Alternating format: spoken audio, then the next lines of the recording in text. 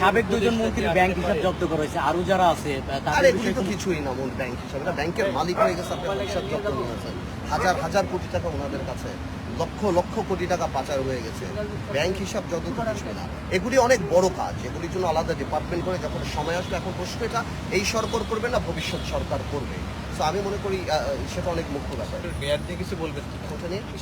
আমি তো সেটাই বললাম, এটা নির্ভর করে এই সরকারের রোড ম্যাপটা কি, এই সরকারের রাষ্ট্র মেরামতের কি কি কাজ এনারা হাতে নিতে চান। যদি হাতে নিতে চান বড় কিছু, তাহলে মেয়াদ ন্যাচারালি বড় হবে, বাট ইলেকশন তাড়াতাড়ি দিতে হবে এমন আমাদের কোনো প্রেশার নেই। আমরা যদি মনে করি ভালো কিছু ওনারা করতে চান, আমরা ওনাদের পাশে আছি।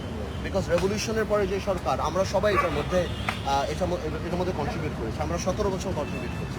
আমরা চাই ভালো কিছু যদি ওনাদের হাত দিয়ে হোক। আমরা সব এখন রাষ্ট্র মেরামতের সময়, আসলে সবাই মিলে দেশ করি, এটা হওয়া উচিত স্লোগান।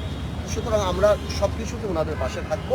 বাট এগেইন আজকের জেস্টারটা খুবই ভালো, উনি আমাদেরকে দেখেছেন, আবার সেপ্টেম্বর মাসে আমাদেরকে ডাকবেন। এভাবে যদি রাজনীতিবিদদের সাথে এই ইন্টারাকশনটা থাকে, আমার মনে হয় ইনশাল্লাহ আমরা যে লক্ষ্য নিয়ে আসছি আমরা সেটা করব।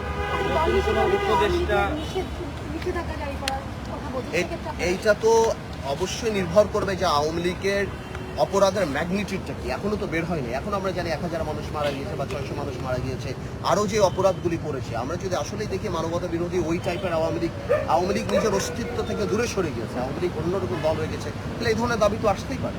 এই ধরনের দাবি তো অস্বাভাবিক, জামাতের বিরুদ্ধে আসে না এই ধরনের দাবি, এই ধরনের জিনিস তো আসতেই পারে। এটা নির্ভর করে যে এই ইনভেস্টিগেশনগুলি আগে হওয়া প্রয়োজন।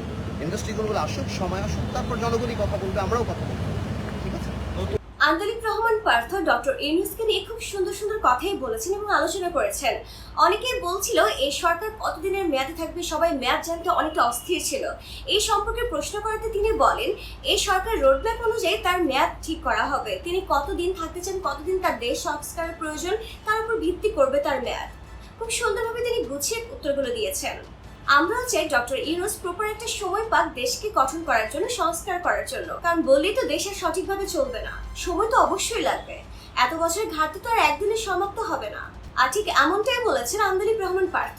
তিনিও চেয়েছেন ডক্টর ইউনূসকে প্রপার সময় দিতে। তিনি বলেছেন তাড়াহুড়োর এখানে কিছুই নেই, দেশ সংস্কারটা সবচেয়ে বেশি প্রয়োজন।